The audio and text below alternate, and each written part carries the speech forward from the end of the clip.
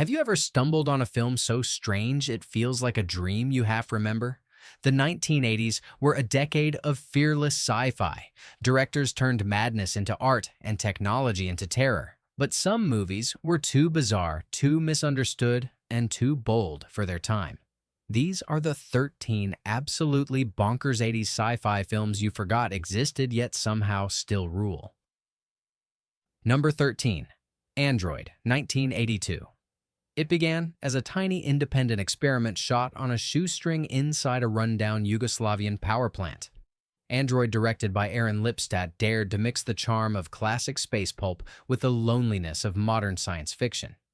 Klaus Kinski played Dr. Daniel, a reclusive scientist living on a remote space station. His companion was Max, an android who longed to be human. What starts as gentle curiosity turns unsettling. Max begins to mimic emotions, to flirt with danger, and, eventually, to rebel. When escaped convicts crash into their orbiting world, the story mutates into chaos. The android discovers betrayal, jealousy, and the violent side of consciousness. Critics called it odd and melancholic. Audiences simply did not understand its tone, swinging from comedy to tragedy without warning. Censors did not know what to do either. Some territories trimmed violent sequences, fearing it glamorized artificial rebellion. But the biggest controversy came from its finale, a strange poetic inversion where man and machine literally switch places. That ending baffled distributors and buried the movie in limited release. Years later, Android found resurrection on late-night television. Filmmakers praised its ambition, comparing it to early Ridley Scott and James Cameron. Today, it stands as a relic of creative freedom before studios tightened their grip on science fiction. A story about the pain of wanting to be real that ironically felt more human than most films of its time. Number 12. Strange Invaders, 1983. Strange Invaders was part satire, part love letter, and part fever dream. Directed by Michael Laughlin, it imagined that aliens had invaded a small American town in the 1950s and never left. When a modern man goes searching for his missing wife, he discovers that the entire town is frozen in time, controlled by glowing-eyed extraterrestrials hiding behind perfect suburban smiles. The film deliberately mimicked old sci-fi tropes, from flying saucers to melodramatic dialogue. It was both parody and tribute, yet audiences did not know how to react. Many expected straight horror and left confused by its humor. Critics dismissed it as too self-aware. But under its campy surface lay something darker, a study of nostalgia itself as an alien trap. Studio executives panicked when test screenings failed. Scenes were cut, re-edited, and toned down to seem more mainstream. Even the ending, which originally left humanity uncertain, was softened. The film was released quietly and vanished within weeks. But video collectors saved it. In the home video era, Strange Invaders became a cult obsession. Viewers rediscovered its eerie lighting, practical effects, and John Carpenter-style music. The movie predicted America's obsession with vintage innocence decades before irony culture was born. What once looked silly now feels prophetic, a reminder that every smiling small town might hide something that does not age. Number 11. The Brother from Another Planet, 1984. In a decade ruled by lasers and explosions, John Sayles crafted a sci-fi film without special effects, yet bursting with imagination. The Brother from Another Planet told the story of a mute alien who crash lands in Harlem. He looks human, but his skin is dark, his eyes wide with wonder and fear. He can fix machines with a touch, but cannot speak a word. The film was daring in every sense. It fused social commentary with interstellar allegory, turning immigration, racism, and economic struggle into cosmic metaphor. Audiences expecting space battles found quiet observation instead, but that quiet made it powerful. The alien wandered through bars, arcades, and subway tunnels, absorbing the beauty and cruelty of human life. Some distributors were nervous. They did not know how to market a science fiction movie about empathy instead of spectacle. Others called it politically risky because it portrayed American society itself as alien. But word of mouth grew. Independent theaters championed it. Roger Ebert praised its courage. Behind the scenes, the production was almost guerrilla.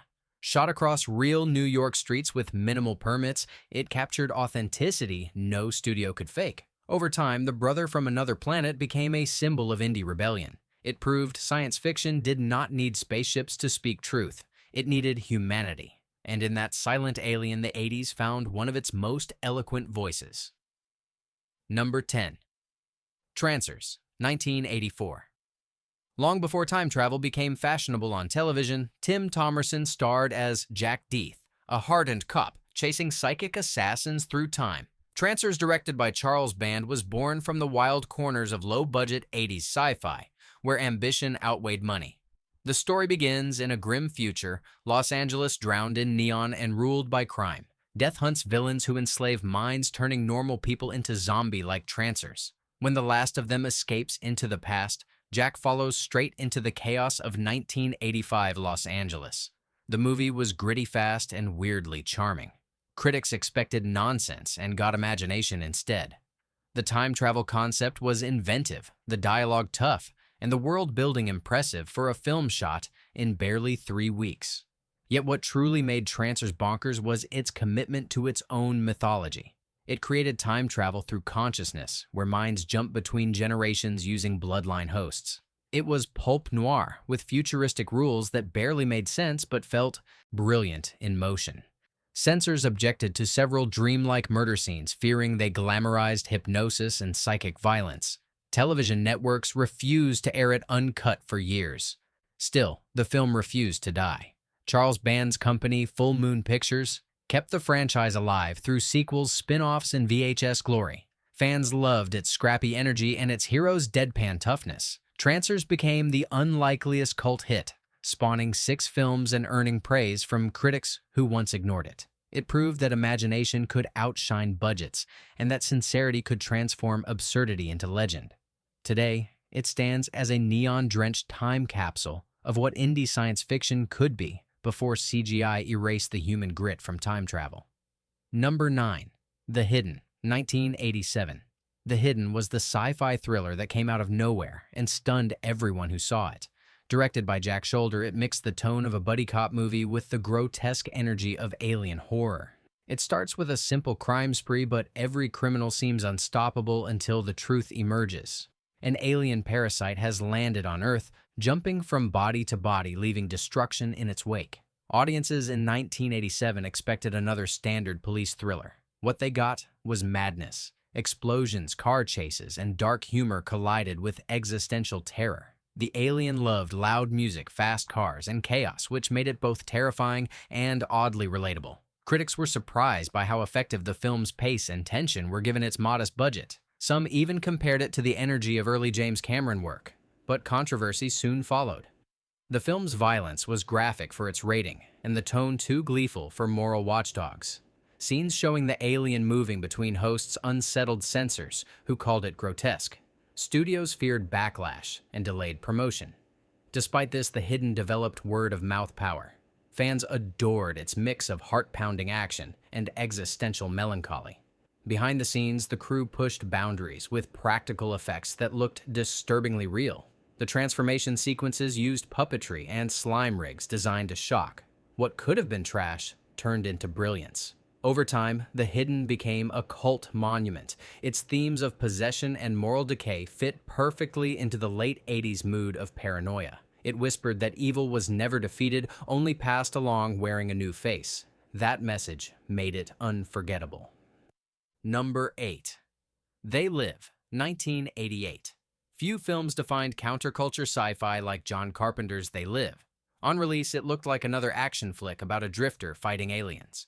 In truth, it was a bold political statement disguised as B-movie entertainment. Starring Roddy Piper as a working man who discovers that the elite are literal alien overlords using subliminal messages to control humanity. It was part science fiction, part prophecy. They Live was strange from the start. Carpenter shot it in Los Angeles during a time of corporate greed and rising homelessness. Its hero stumbles upon sunglasses that reveal the truth beneath reality. Billboards say, "Obey." Magazines whisper, "Consume." The wealthy glow with monstrous skull faces hidden from ordinary sight. Audiences were stunned by the mix of satire and street-level grit, yet controversy exploded instantly. Some critics accused the film of promoting anti-establishment rebellion during a politically sensitive era. Others claimed its imagery targeted specific social groups. Carpenter denied it, but the rumors grew. Studios panicked, theatrical runs were cut short, but the film's legend refused to die. On home video and cable reruns They Live became a rallying cry for skeptics of authority. The infamous alley fight scene between Piper and Keith David, lasting over 6 minutes, became an icon of cinematic excess. Its message about hidden control and consumer hypnosis only grew more relevant as decades passed. Behind the chaos, Carpenter had built a masterpiece of rebellion, using a wrestler as a philosopher. Critics who once mocked it later hailed it as visionary. Today They Live stands not only as one of the most bonkers sci-fi films of the 80s, but as one of the most truthful. It warned us that the real invasion might already be here, and we are too distracted to notice. Number 7. Starman, 1984. Before John Carpenter terrified the world with monsters and haunted suburbs, he did something truly strange. He made a love story from the stars. Starman was unlike anything Carpenter had ever done. It followed an alien being who takes the form of a woman's dead husband and asks her to drive him across America while government agents hunt them down. What began as a chase film slowly became something tender, mystical, and deeply human. At first, audiences did not know how to react. This was the man who made Halloween and The Thing, now directing a story about grief and hope. Yet that contradiction made Starman so powerful. It dared to imagine that love could survive death, and that compassion could exist even between species. Jeff Bridges played the alien with eerie calm and quiet innocence, while Karen Allen carried the pain of loss like a wound that never healed. Studios were nervous from the start. They wanted another horror hit, not a spiritual road movie. Test screenings left executives puzzled. Some censors complained about scenes showing the alien's resurrection process, calling it disturbing. Others thought the story's religious overtones would anger audiences. But Carpenter refused to change a frame. He said the film was not about aliens at all. It was about being human in a world that forgets how.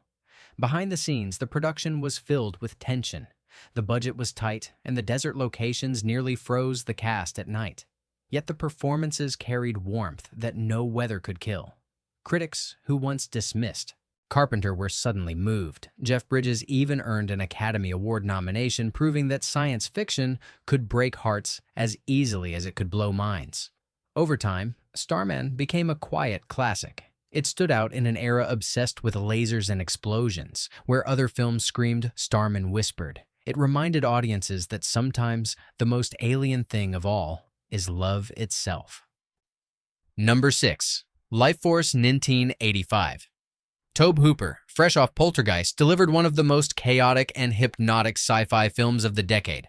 Lifeforce began as a straightforward adaptation of Colin Wilson's novel The Space Vampires, but what emerged was an apocalyptic fever dream that mixed horror, sexuality, and cosmic dread in equal measure. The film opens with astronauts discovering a derelict alien ship hidden inside Halley's Comet. Inside, they find 3 perfectly preserved humanoid beings of impossible beauty who are brought back to Earth. Then everything falls apart.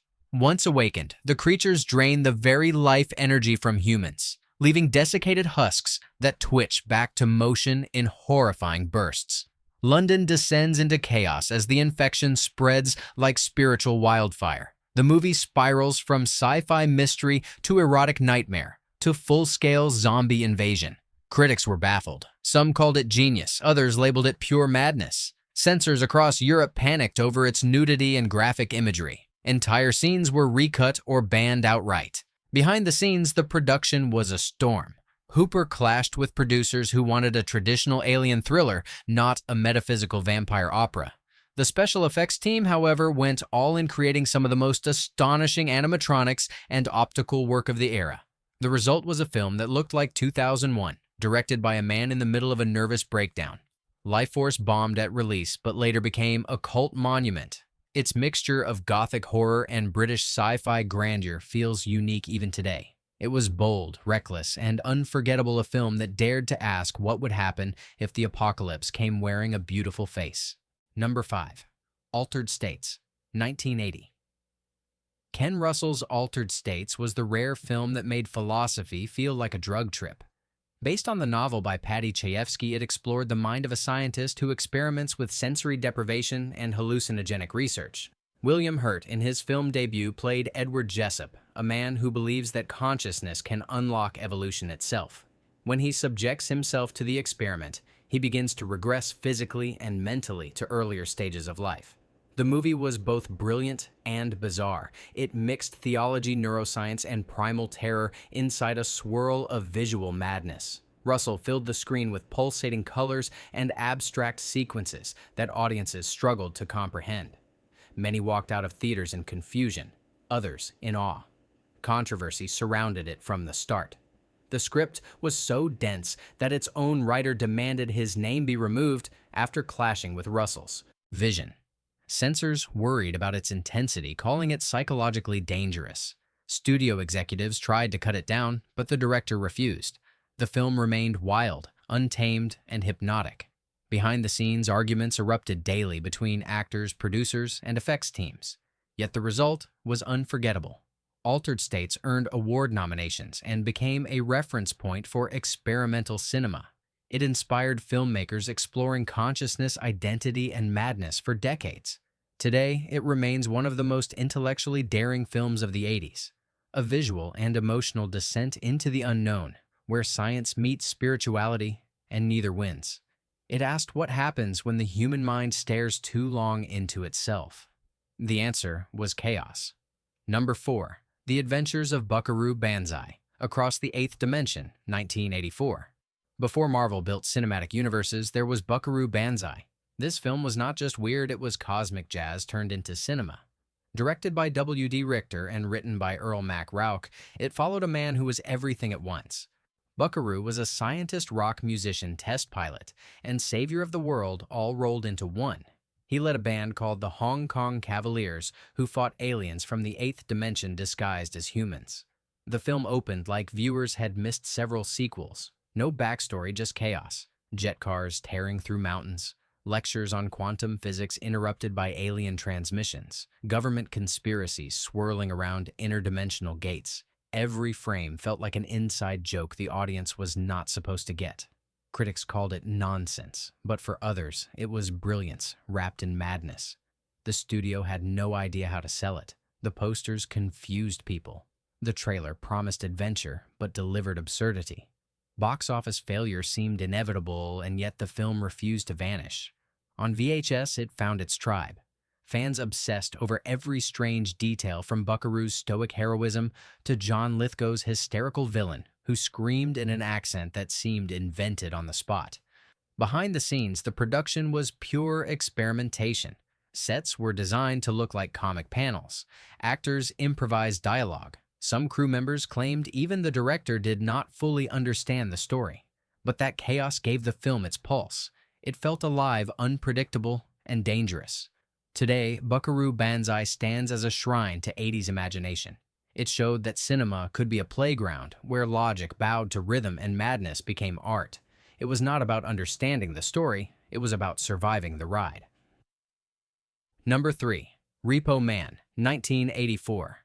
Alex Cox's Repo Man was not just a film, it was a punk explosion wearing a sci-fi mask. Set in a grim version of Los Angeles, it followed Otto, a disillusioned teenager who joins a group of repo agents who reclaim cars from people who cannot pay their debts. One of those cars hides something unspeakable in its trunk, something glowing, something alien. From the start, the film defied every rule. It mixed deadpan comedy with existential dread. Its world was soaked in neon decay, graffiti, and paranoia. The soundtrack pulsed with punk anthems from Black Flag and Iggy Pop, while the dialogue floated somewhere between philosophy and nonsense. It was satire, but it was also prophecy. Otto's journey through the wasteland of consumerism felt like a warning about America's future. Censors had no clear category for it. Too violent for television, too absurd for critics, too strange for audiences expecting an action movie. The studio barely marketed it, and the film was buried upon release. Yet within months, the underground audience adopted it. Video stores could not keep it on shelves. Behind the scenes, Cox fought studio interference daily. He refused to make it more conventional. The glowing car trunk was his metaphor for mystery itself, for the unknowable that consumer culture could never explain. Over time, Repo Man became one of the defining cult films of the 80s. It inspired Quentin Tarantino and countless independent directors who learned that rebellion could be art. Today, it remains as raw and fearless as the day it was born, a vision of a collapsing society still smiling through the neon haze. Otto never found the answers. Maybe that was the point. Number 2. Brazil, 1985. Brazil was the dream that terrified its own creator. Directed by Terry Gilliam, it was a dystopian fairy tale about bureaucracy nightmares and broken souls. The story followed Sam Lowry, a low-level worker in a totalitarian system obsessed with paperwork. He dreams of freedom of flying through endless skies, yet every attempt to escape brings him closer to madness. The film's tone was surreal, its imagery overwhelming. Typewriters became weapons. Concrete towers looked like cathedrals of despair. Every scene felt both hilarious and horrifying. Gilliam described it as a comedy for people who no longer laugh. Audiences had never seen anything like it. The controversy was immediate. The studio executives at Universal demanded massive cuts, insisting the film was too dark. They wanted a happy ending. Gilliam refused, and the conflict turned into a war. He secretly screened his version for critics who hailed it as a masterpiece. Under pressure, Universal released it, but only after months of public embarrassment. Behind the chaos, the film's message resonated deeply. Brazil warned that technology would not free humanity but trap it in endless repetition. Its visual style influenced decades of cinema, from The Matrix to Dark City. The production nearly destroyed Gilliam's career, but it also made him a legend. Critics who once doubted him later called Brazil one of the greatest sci-fi films ever made. It was satire written in the language of madness, a poem about control and imagination. The ending remains one of the bleakest and most beautiful in film history. Sam Lowry escapes, only in his mind, proving that even in total control, dreams can still revolt. Number 1. Dune, 1984. Few films in history have matched the ambition or the chaos of David Lynch's Dune. Adapted from Frank Herbert's monumental novel, it promised to be the Star Wars of intelligent science fiction. What audiences got instead was a fever dream of sand politics and madness. The story followed Paul Atreides, the heir of a noble house who travels to the desert planet Arrakis, where a mysterious spice controls the fate of the universe. The production was cursed from the beginning. Universal Pictures expected an accessible blockbuster, but Lynch delivered a surreal opera filled with whispering villains, floating barons, and prophetic hallucinations. The narrative leaped through time and space without warning. Even devoted fans of the novel struggled to follow the story. Critics were merciless, calling it incomprehensible. Audiences left theaters dazed, censors worried about its grotesque imagery. The Harkonnen scenes, especially with their decaying flesh and mechanical heart plugs, horrified moral groups. Some international markets demanded heavy cuts. Lynch himself later disowned the studio version, claiming his vision had been mutilated. What was once meant to define his career nearly destroyed it. Behind the scenes, the chaos was unending. Massive sets built in Mexico suffered constant breakdowns. Actors fainted from heat inside heavy costumes. The crew battled dust storms and creative clashes. The final film looked monumental, but its spirit was fractured. Universal slashed the runtime, removing over an hour of world building. The result was both epic and broken. And yet, time transformed Dune into legend. On VHS and television, new generations discovered its hypnotic power. The costumes, the sound design, the cryptic tone all became iconic. Its failure birthed its myth. It inspired countless artists, including the very directors who would later revive epic science fiction for a new era. Today, Dune stands as both masterpiece and warning. It reminds us that true vision often demands chaos. Lynch's desert still whispers that power and prophecy are illusions, and that the greatest danger in any empire is believing you understand it. The 80s dared to dream beyond reason. These films were not safe, they were not perfect, but they were alive. They captured the decade's hunger for meaning in a world drowning in technology. Which of these forgotten masterpieces still rules your imagination? Let us know below. Like, share, and subscribe for more lost worlds from cinema's strangest decade.